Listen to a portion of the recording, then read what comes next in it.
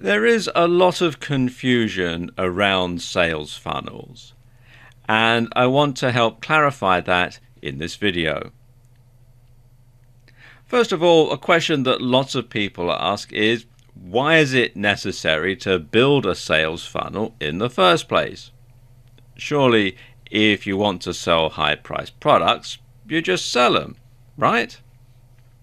Wrong. While it's true that in the offline world you can go ahead and sell expensive stuff right off the bat. For example, if you run a Bentley dealership, you wouldn't expect someone to buy a Toyota from you first and then trade up. But in the online world, things are different.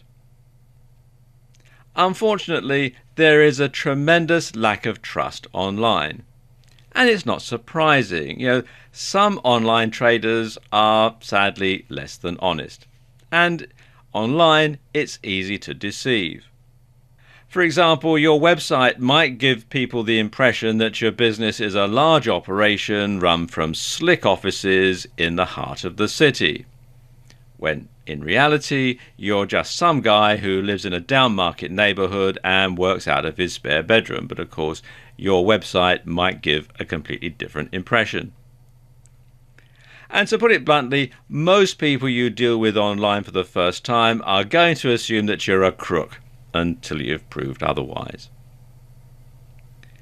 And a sales funnel enables you to do this. With a sales funnel, you can establish that you're a real business, you provide quality goods or services, you deliver on time, and perhaps most importantly, that the customer is going to see value for money. And when people know and trust you, it's easier to make sales. And I've heard it said that people will want 5 points of contact with you before they'll really trust you. But when they do trust you, they'll know that you're not a crook, they'll know the quality of your goods and services, and they'll know that you know what you're talking about. And this is where a sales funnel comes in. You start by giving away something for free.